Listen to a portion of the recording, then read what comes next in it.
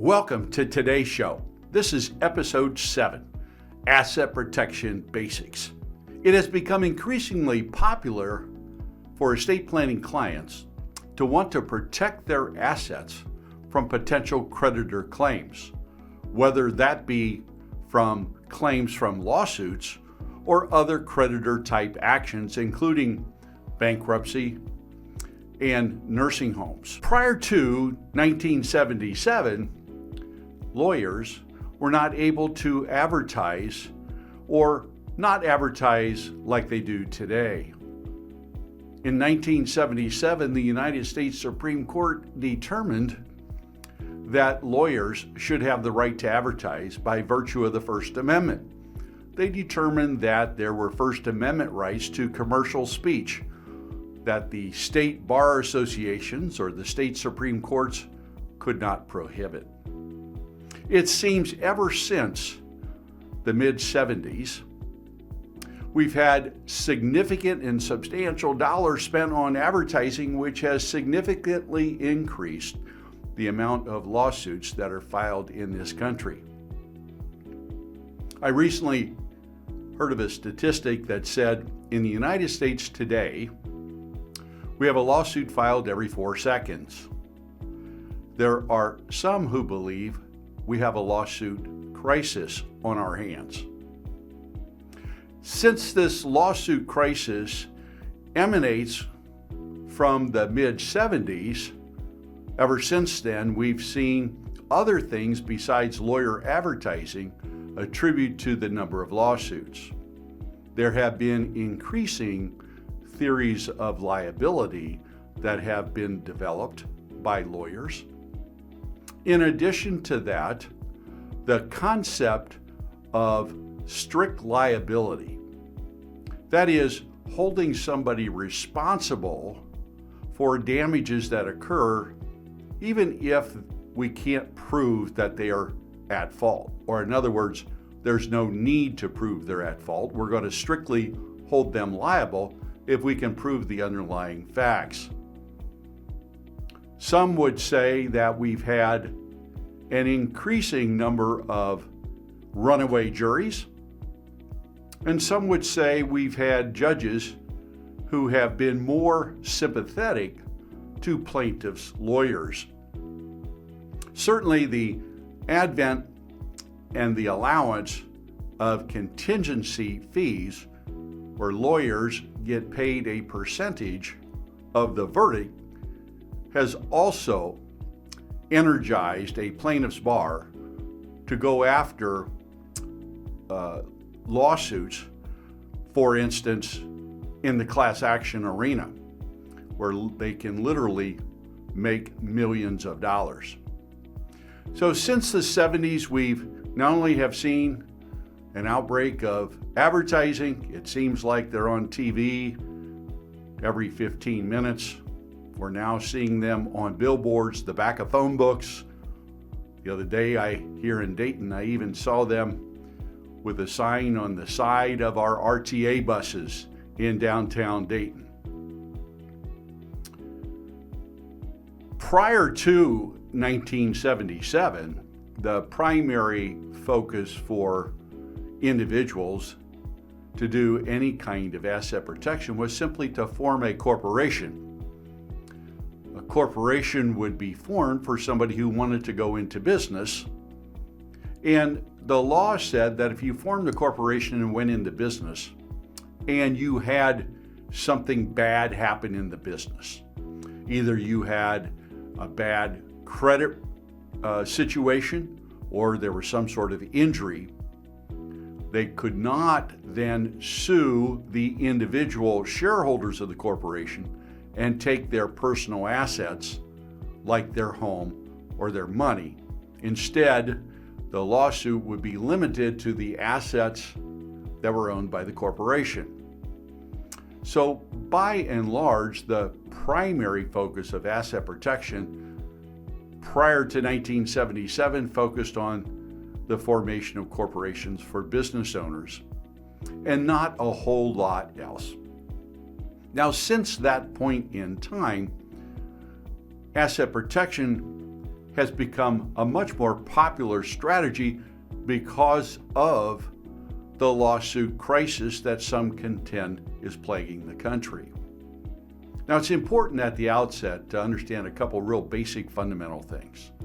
First of all, we have to talk about what asset protection is not. It is very clear to understand that when you do estate planning, and that necessarily involves asset protection planning, that we're not engaged in any fraudulent activity. That is, we're not trying to hinder or delay or impose obstacles for present-day creditors. That is prohibited by the law and is not what we're engaged in here. Asset protection, on the other hand, is doing something to protect assets from future creditor claims at a time when you don't have any creditor claims. In other words, the underlying facts giving rise to any potential lawsuit have not yet arisen. Make it real simple. If you are a physician and you are, say, a neurosurgeon, and you undergo a brain surgery that goes bad, for some reason you think somebody may want to hold you liable, you cannot do asset protection planning for the most part once those underlying facts give rise to a potential lawsuit. One of the things that Ohio and a handful of other states require is that before you transfer any assets into an asset protection vehicle, you have to sign what is called an affidavit of solvency. Now, some criticize state law where an affidavit of solvency is required, but the bottom line reality is that at the time of transfer of the asset or any asset into an asset protection vehicle, you have to swear under oath. In other words, you have to sign an affidavit that says you're not aware of any underlying facts that would give rise to a lawsuit that would render you insolvent. You're not aware of anything that would give rise to not only litigation, but bankruptcy as well. In other words, you have to swear under oath that you're not contemplating filing bankruptcy. And furthermore, that the transfers into the asset protection vehicle will simply not render you insolvent. We'll talk a little bit more about the solvency requirement in a little bit. Another fundamental concept to understand is that debtor-creditor law, for the most part, is a function of state law. Sometimes I think we forget that we truly are the United States of America. That is, that we have currently 50 states. By and large, debtor-creditor law, unlike some other forms of law, but debtor-creditor law in particular, for the most part, with the exception of the bankruptcy code, is a function of your individual states. So what a creditor might be able to do in Ohio, they may not be able to do in Wyoming. And there is no doubt that debtor-creditor law varies significantly and widely from one jurisdiction to another. And it's always important to understand what state law is going to control in any given situation when there is a debtor-creditor issue. We could write a treatise. In fact, in law school, there is a class just trying to figure out the choice of law issue. That is, what jurisdiction's law is going to apply in a given situation. For instance, say a situation in which you have a resident of Florida suing a resident of Ohio for an accident that occurred in Alabama. where is the lawsuit going to be held and what law is going to apply. Now, one of the things that we have to understand about debtor-creditor law, not only is it a function of state law, we also have to understand that debtor-creditor law is impacted to some degree by the federal bankruptcy code. Let's just suffice it to say today, I'm not going to discuss the bankruptcy code issues as it pertains to asset protection. I will do that in a separate podcast. For those of you who have worked hard and accumulated a nice nest egg, what you really want and need to know is, how do you protect it for the benefit of yourself during your lifetime, for your spouse, possibly for your children and grandchildren? Let's take a look at the landscape of what tools are available to you. There are more tools available to you today than ever before. These tools have been enacted by various state legislatures to help you and I protect what we've worked so hard for. It has been a general progression since the 70s, and today we're at the height of our asset protection capabilities. Today, we can protect almost all of the assets that you've worked so hard to accumulate. So let's talk about how we go about that, and let's talk about it in terms that are very basic. We can talk about advanced strategies on another podcast. But today, I want to really focus in on some of the basics. There are 5 different ways we go about protecting assets for our clients. And I don't care whether a client is worth $100,000 or $100 million. Everybody needs to pay attention to the most basic fundamentals of asset protection so that their assets can be protected. So let's talk about the steps of asset protection, as I'm fond of calling them. Step 1, we need to understand what state law where you live, what state law will protect. Let's talk about the state of Ohio, and let's talk about the most basic items. I'm not going to cover everything Ohio law protects, but I'm going to cover the basics. First and foremost, good news, your retirement accounts. Think about this. Your traditional IRAs, your Roth IRAs, your 401ks, your 403bs are all going to be 100% fully protected by virtue of state law and during your lifetime. While you own those assets, nobody can take those assets away from you. In other words, you could be driving down the road going too fast. You could hit a school bus, permanently injure 3 children, kill 3 other children, and all 6 could hire the best TV lawyer in town, file a lawsuit against you, and get a $50 million judgment. And if all you own is your IRA or 401k, they're going to be fully protected, and the plaintiff's lawyer, the creditor claim, the judgment creditor claim cannot collect against those assets.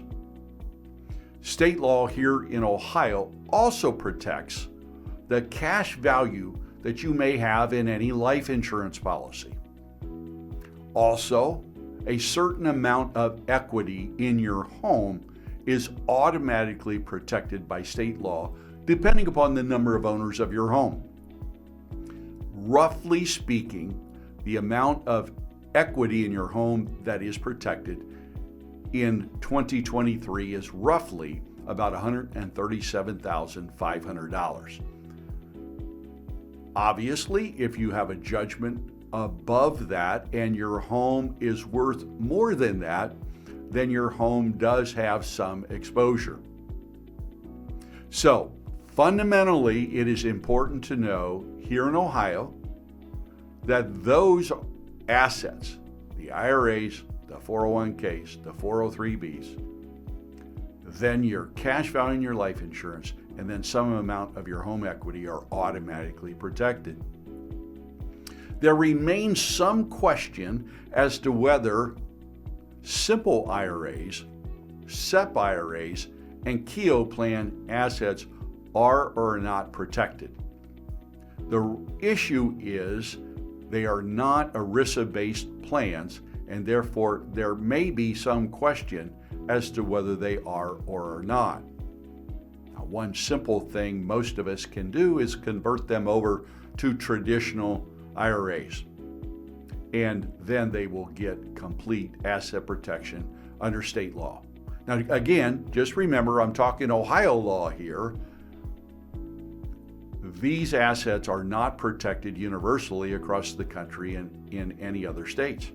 Having said that, other states have greater protection. Give you an example, the state of Florida. Many of us remember the O.J. Simpson trial, in which he was not convicted in the criminal case, but found liable in the civil case. O.J. went to the state of Florida and purchased a very large, expensive home in order to protect his assets, because under the law in the state of Florida, there is no cap on the amount of assets that you can put into a home and still have it protected. Another example, the state of Texas. A Texas colleague of mine informs me that Texas, where they always do things bigger and better, not only does it fully protect an unlimited amount in your household, it also includes the 20 acres adjacent to your house. So hopefully that illustrates how state law is a little bit different. For many of my clients who are based here in Ohio, though, it's important to understand what state law protects. Number two, when we talk asset protection, not only do we have to understand what state law protects, but we have to understand our insurance policies. Far too often, when clients come to see me and I analyze their insurance policies, I find some weaknesses. Let's talk a little bit about that.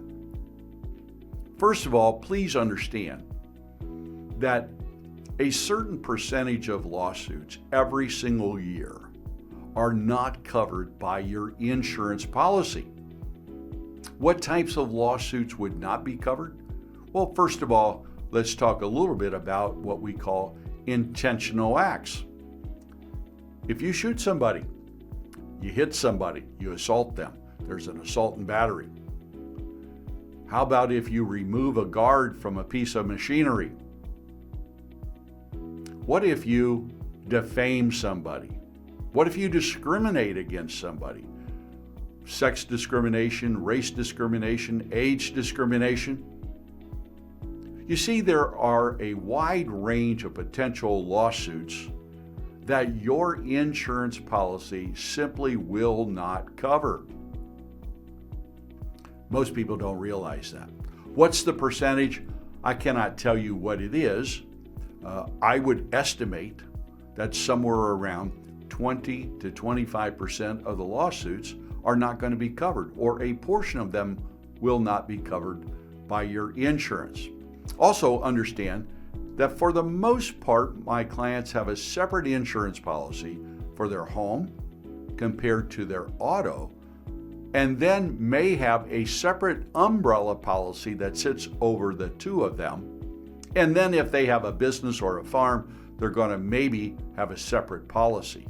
Well, first of all, the benefit of the insurance policy, the reason we like to keep those insurance policies in effect, even if we have the best asset protection entity set up, is that the insurance company will give you a lawyer at no cost to defend your lawsuit in the event you get sued.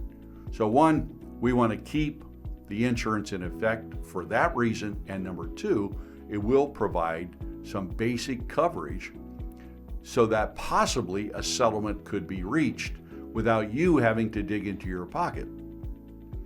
Also, not only will they provide a defense for you, but as I indicated, if you look on your declaration page, there will be liability limits on your homeowners and your auto insurance policy as well as your umbrella policy. Unfortunately, what I see all too often from my clients is that they are woefully underinsured. Most people have insurance who are clients of mine. I will say this, I am observing an increasing number of individuals, according to the state of Ohio statistics, an increasing number of people, perhaps as high as 25% of the people who have no insurance at all. Now we got to talk a little bit about how do we protect ourselves from underinsured and uninsured claims in the event of a car accident in which we're hit by somebody who has no insurance. Setting that issue aside for now, we can deal with that issue in a separate podcast. But let's go back to the underlying limits. Typically, my clients come in with, say, $250,000 of coverage. That means that if for each event you have $250,000 worth of coverage, for each lawsuit or each claim that is made against you. And no matter the number of plaintiffs, if your limits are 250 is going to be the maximum they're going to pay out to all of the individuals who may be injured. If you have 250, 500, they're going to pay $250 per person, but $500,000 for the entire claim and not a penny more. Now, if you have an umbrella policy, say for $1 million, that will get added to the mix. That gets added on top of the underlying policy limits most often. But your basic auto policy, your basic homeowner's policy, in my view, should provide at least $500,000 worth of coverage. And in my opinion, for most of my clients, they should add an umbrella policy on top of that. So your second line of defense is all about making sure that you've got quality insurance that will step up and pay a claim in the event that you're at fault. That will prevent a judgment creditor from taking assets that you've worked so hard for. Now, once we look at what is protected by being in our retirement accounts, and then number two, what is protected by our insurance, we then want to take a look at and see what remains unprotected. If you look at what remains unprotected, and that causes you some concern, that's when we have to consider doing asset protection. In other words, think of it like this. If on the one hand you have assets that are protected, and on the other hand you have assets that are not protected, if you were involved in a car accident and got a judgment against you and they took away all the unprotected assets, if you could not live the life you want to live, if you lost all of those assets, because all you would be able to do is rely upon the protected assets, then you know you need to do asset protection planning. I can't say it any simpler than that. What are the fundamental tools of asset protection planning that lawyers like me engaged in on a regular basis? Well, we really have three separate tools above and beyond what's protected by state law and our insurance. The first thing we have to understand is what is a limited liability company? How is it set up? How does it function? How does it work? A limited liability company is also called an LLC. I'm sure most of you who have seen different companies with the terms or the letters LLC attached to them? Well, it stands for Limited Liability Company. Now, what is the purpose of an LLC? The idea is this.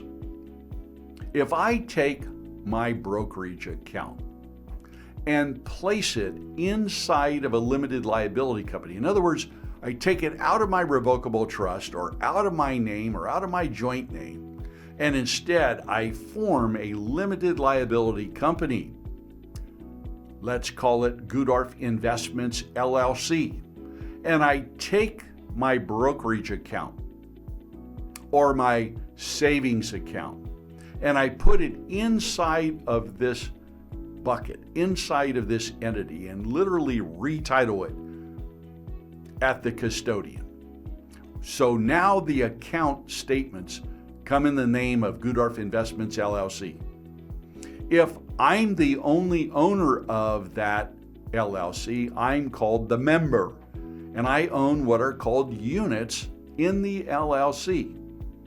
Corporations have stock, LLCs have units. And if I am the only member, then I have total control over the management of those assets. Now, let's say I've got $1 million sitting in my brokerage account. It is titled in the name of Gudorf Investments LLC. I'm driving down the road going too fast. I hit the proverbial school bus. I get the judgment against me for $50 million. The question comes, does the TV lawyer's clients get my $1 million brokerage account? Do they? What do you think? Well, the answer under Ohio law, but not all 50 states' law, is that under Ohio law, first of all, as a single member LLC, the assets inside of the LLC are somewhat protected from the claims of any creditor. Good news is that the creditor cannot get a court order ordering me to reach into the LLC and give the money in it to the TV lawyer. That is, that the most that the TV lawyer is going to get, they're going to be able to go to the court and get an order called a charging order that says if Ted takes anything out of the LLC, I have to give it to the creditor. But there's nothing that the court will do to ever force me during my lifetime to ever take anything out of the LLC. So, obviously, it is limited protection, but it's protection nonetheless. So, the creditor can't get at the money in the LLC. Ted can keep the money invested, but I don't also have access to the money in the LLC because I have the judgment against me. So, in Ohio, but not all jurisdictions, the charging order is the exclusive limited remedy. In other words, a creditor cannot go to court and foreclose upon my LLC membership unit and get an order to liquidate the brokerage account to pay the money to themselves. Now, some of you are probably a little surprised that the LLC or the limited liability company does not offer more protection than charging order protection.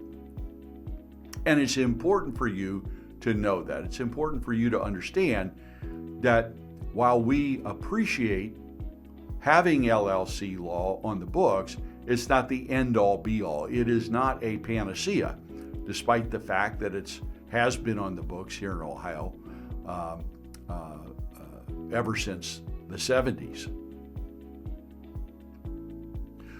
A lot of individuals who are trying to get additional creditor protection have been looking for a vehicle that would provide protection above and beyond what an LLC provides.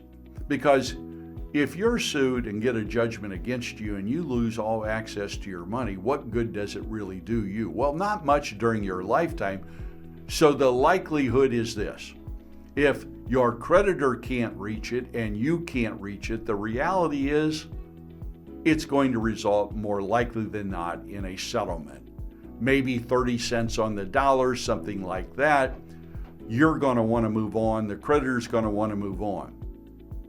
So it does afford a substantial degree of protection for you, but it's not the panacea that you would really like.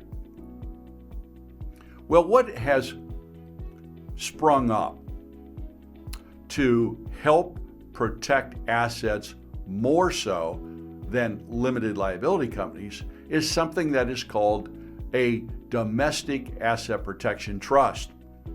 I've recently have written a chapter in a book for Wealth Counsel on domestic asset protection trusts.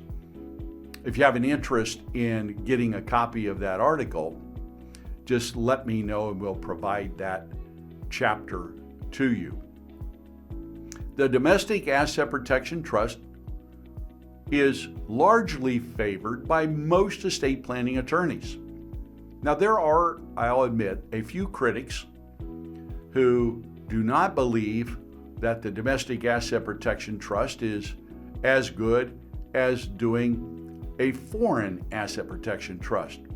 Having said that, for those of us who are in the United States, who are practicing on a regular basis and don't have clients who have tens of millions of dollars to put offshore, we welcome utilizing the domestic asset protection trust. There are now over 19 states which have adopted a domestic asset protection statute, and Ohio is one of them. Ohio has called its version of the domestic asset protection trust the Ohio Legacy Trust. It's the same thing. It is the Ohio moniker for otherwise what other states call a DAPT. Ohio's statute was very well written. It's very powerful. It's one of the best statutes in the country. How does it work and why does it work? Well, traditionally, historically, under the common law, it is important to understand that if you created a self-settled trust, that is, you are the one creating the trust and you named yourself a beneficiary of that trust, historically, under the common law, you could not protect any assets from any creditor claims whatsoever. You can't create the trust and be a beneficiary of it and then somehow say these assets are protected. The DAPT statute turns all of that on its head. In these 19 jurisdictions, state statutes have been adopted that allow us to now create an irrevocable trust, name ourselves as a lifetime beneficiary of that trust, and have all of the assets totally protected from creditors if we follow the proper steps, and that the trust has the right language in it in order for it to be protected. Now, one of the things that's important is that the language of the trust must contain a spendthrift clause. The trust in and of itself must be a form of an irrevocable trust. The trust maker, the person who creates the trust, is not allowed to be the trustee of the trust. Interestingly, though, a spouse or other family member can be a trustee. Now, the creator of the trust must not be doing it to hinder or delay any creditors. They must not be doing it to render themselves insolvent. And they have to sign, in Ohio, an affidavit each and every time they transfer an asset into the trust. They must sign the affidavit. indicating those things. Having said that, under Ohio law, if you take your brokerage account, let's say the brokerage account that was put into the LLC that you are the manager of, and we take that brokerage account that's in that limited liability company, and instead of your revocable trust owning those membership units in the limited liability company, how about we take those units and transfer them to your Ohio Legacy Trust, of which you are a beneficiary. Maybe your spouse is a beneficiary or your descendants are beneficiaries. Now, you're driving down the road going too fast, or if you're a physician, you're the neurosurgeon who has a bad case arise or an accident in which several people are hurt seriously, and a lawsuit is filed against you, and a judgment is rendered that is in excess of your insurance policy limits. Now remember, lawsuits these days are rendering substantial verdicts. I have a case that I'm familiar with up in Miami County, Ohio. It involved a child being injured at birth. Long story short, the hospital did not settle the claim. The TV lawyer brought expert testimony to trial and said that it would cost today $22 million to raise a disabled child. The Miami County jury cut it in half, gave the 10-year-old $11 million. You and I are driving down the road going a little bit too fast, and we hit the school bus. That judgment is, I would wage, far greater than what our underlying insurance policy limits of $500,000, or even if you have an umbrella, $1.5 million. The important thing is to understand, what are we up against? What is the potential for a verdict? All of us are just one car accident away from a potential judgment against us, where the judgment creditor will be able to take what we have worked so hard for. Those assets that are exposed, your checking account, your savings account, your brokerage account, your rental properties, your farm. Think about all the things that you own that are exposed to the creditor claim. Well, the law says now that if we take those assets and put them either in a limited liability company and have the limited liability company owned by the Ohio Legacy Trust, or directly transfer them into the Legacy Trust, those assets cannot be taken away from us, despite the fact that we may have a substantial judgment rendered against us. That is powerful. That is a big change in the law. It is a new day in the law. Now, we've been able to create these Ohio Legacy Trusts only since January 1 of 2013. Our firm has created more than 100 of these Ohio Legacy Trusts, and we are creating them every single day for a variety of clients. Yes, it's true, asset protection started off with a number of physician clients that we have, particularly those who are involved in surgeries. So your neurosurgeons, your general surgeons, your OBGYNs are oftentimes some of the first. But having said that, it's expanded far more than that. Anybody who has a substantial brokerage account that's in a what we call a non-qualified account should consider not only a limited liability company, but adding the limited liability company and then placing it inside of an Ohio Legacy Trust makes all of the sense in the world. For our farm clients, virtually every farm client that I've met has not engaged in any asset protection planning at all. If they've done anything 25 years ago, they set up a corporation, and I have to be the bearer of bad news to let them know that they really didn't accomplish a whole lot just by setting up the corporation. Furthermore, they need to understand that unlike a limited liability company, a corporation that has stock, the stock of the corporation can be seized by a judgment creditor of the shareholder, and the assets of the corporation can in fact be liquidated. Try that one on for size.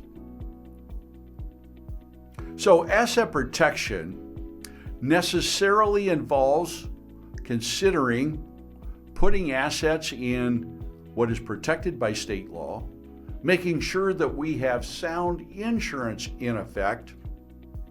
Thirdly, creating appropriate limited liability companies to own our underlying assets, including sometimes our brokerage accounts or our savings accounts or our rental properties. And then lastly, taking assets and placing them inside of an Ohio legacy trust. Perhaps our home, perhaps our other rental properties that we own can go inside of our Ohio legacy trust. Now, for those clients who have substantial assets, and those particularly who were either born and raised in a foreign jurisdiction, considering a foreign asset protection trust is possible. Most of our clients are comfortable with the domestic asset protection trust. And for those clients who want to consider a foreign asset protection trust, they'll typically look at a jurisdiction that does not recognize judgments from U.S. courts. There are a handful of independent jurisdictions, for instance, the Cook Islands or Nevis. Those are two countries that do not recognize U.S. judgments. Oftentimes, that is why people will go to a foreign jurisdiction. They are worried about getting sued in the United States. They want to get away from the U.S. court system, and so they're going to go to a foreign jurisdiction. The future for asset protection is bright. We've got the tools now available for us to help you protect what you've worked so hard for. But just remember, the time to repair the roof is when the sun is shining. That is no more true in asset protection than any other area of the law. We need to get it done, and we need to get it done before any incident that gives rise to any potential liability happens. Well, this is Ted Gudorf. I'm signing off for today. Thank you for being with us. I hope that this brings you some clarity and some confidence with respect to moving forward with your estate planning and in particular, your asset protection plan. Thank you so much for being with me today.